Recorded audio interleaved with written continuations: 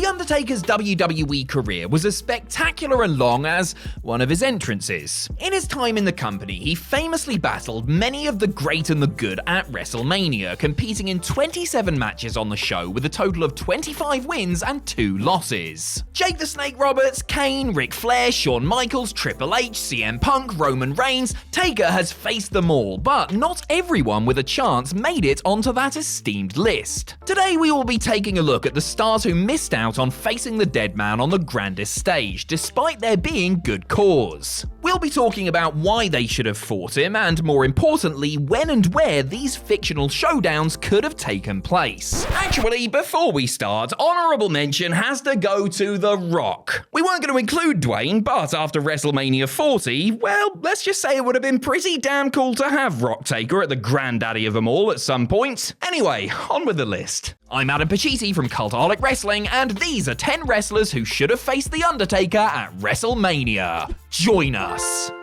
Number 10, Dusty Rhodes at WrestleMania 7. WrestleMania 7 is mostly remembered for the fact that it sold so badly WWE had to create an imaginary bomb threat to justify moving it to a smaller venue. However, it is also remarkable for one very significant reason.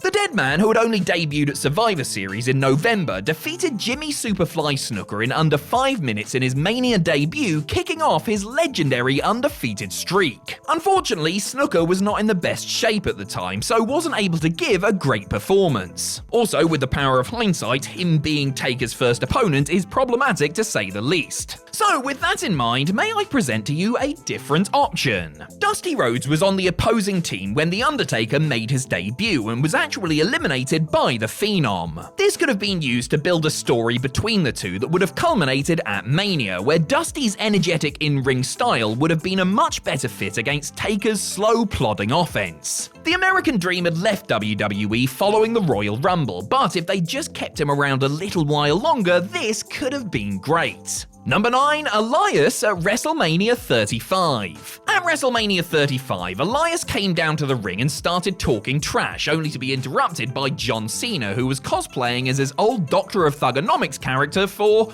reasons. The next night on Raw, Elias was once again running his mouth when he was interrupted by The Undertaker, who was sadly not dressed as a rapper. Missed opportunity right there. Not only did these bizarre segments not really go anywhere, but they also should have been the other way around.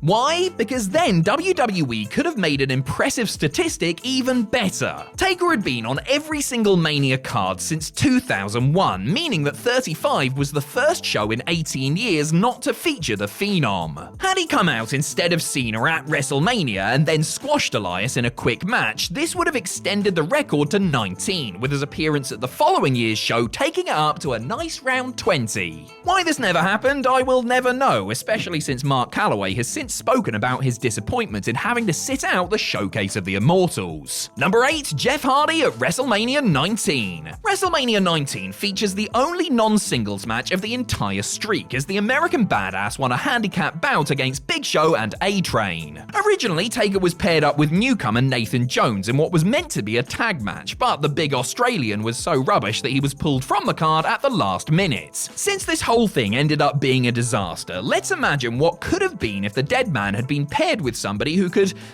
actually wrestle. In the summer of 2002, Jeff Hardy battled Taker for the WWE Championship in an epic ladder match that made a single star out of the tag team specialist. So why not run this match back on a grander stage with Jeff keen to prove himself against the veteran? Or hey, maybe reunite the Hardy Boys and give them a tag team showcase against the Brothers of Destruction. Jeff was going through some issues at this point in his life, and he wasn't booked on the show. He would be gone from the company a month after Mania, but a healthy and motivated Jeff would have been a good opponent for Limp Bizkit's #1 fan. Number 7, Karma at WrestleMania 11. WrestleMania 11 is easily one of the worst in the pay-per-view's history, with one of the best matches on the night genuinely being Bam Bam Bigelow taking on former football player Lawrence Taylor in the main event. Undertaker was involved in a feud with Ted DiBiase's $1 Million Corporation at the time, who had stolen his all-powerful urn. This led to Taker having a WrestleMania match against King Kong Bundy, who hadn't been been at a Mania since he teamed with a bunch of little people against Hillbilly Jim. Oh boy. Taker ended up defeating the aging Bundy with ease, so let's give him a slightly more capable foe in this rebooking, shall we? Charles Wright, the former Papa Shango and future Godfather, had recently returned to WWE as Karma the Supreme Fighting Machine, an MMA-inspired character that had also joined Ted's group.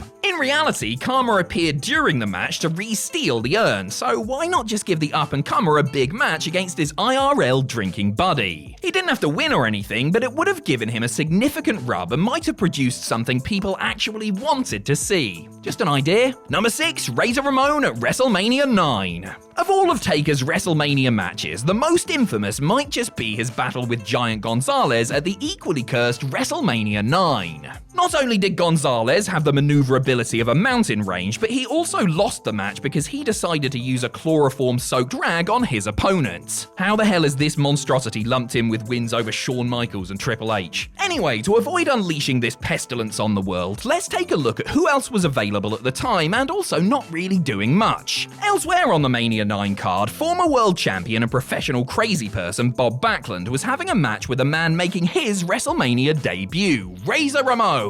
The bad guy won the underwhelming match in just under 4 minutes, around half the time Taker and Gonzalez got, so why not swap the big uncoordinated airbrushed monster out for somebody who could actually work? WWE probably didn't want Ramon losing his first big Mania match, sure, but honestly, a loss after a competitive match to Taker would have done way more for his career than a forgettable victory over everybody's favorite mad uncle. Number 5, Vader at WrestleMania 13. For the first time in his career, Taker got to main event WWE's biggest show of the year at WrestleMania 13. If only it hadn't been against Psycho Sid, a man who may or may not have pooped himself during this encounter. I mean, he definitely did, didn't he? The build to Mania 13 had been a nightmare thanks to a certain someone losing their smile, but there was still a way to get to a decent Undertaker match that didn't involve an alleged pants staining. One option would have been for him to face Bret Hart, with whom he would tangle later that year. Crucially though, that would have taken the Hitman out of his legendary clash with Steve Austin, which I am not prepared to do. So let's look at the other name that had been involved in the main event of the previous In Your House show, a certain Big Van Vader. These two hosses would go on to have a cracking match at Canadian Stampede, so why not just bring it forward a few months? Have Taker go in as the defending champion, or even put the belt on Vader going in. Either way, it would have been better than Sid.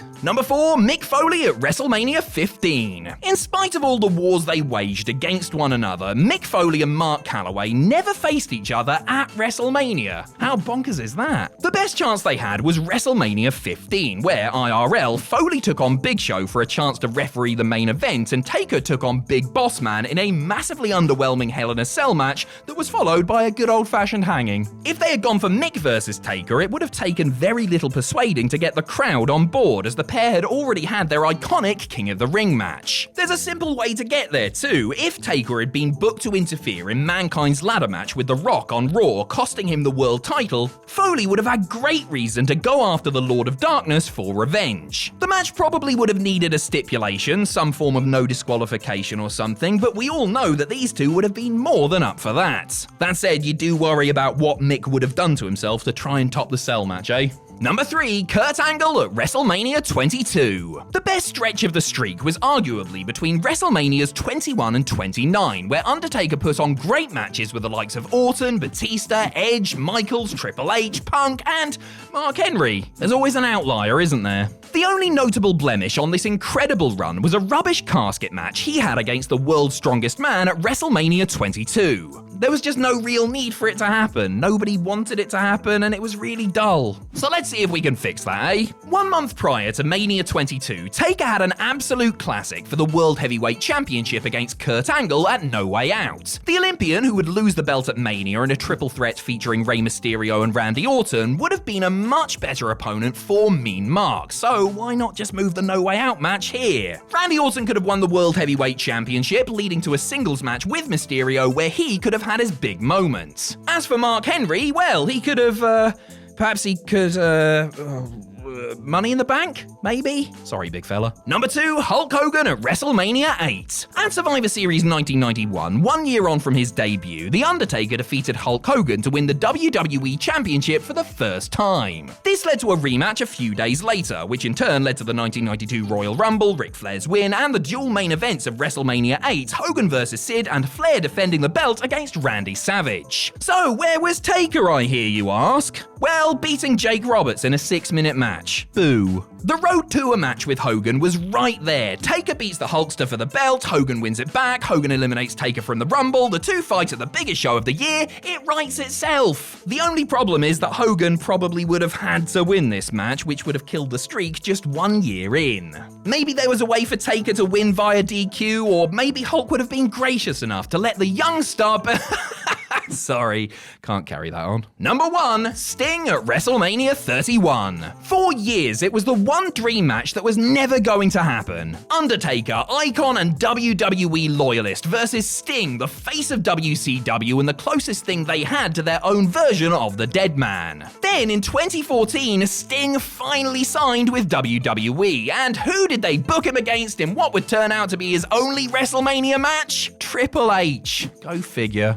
Why the hell did WWE not immediately prioritize Sting versus Taker? It would have needed precisely 0 build. Everyone and their mums knew why these two fighting would be a huge deal. In the end, Taker had a thoroughly average match with Bray Wyatt, and Sting would end up losing his clash with the game because Vince McMahon just couldn't let the Monday Night Wars go. With both men now retired, there really is 0 chance of this match ever happening now. The fact that it was within our grasp just makes it all the more disheartening.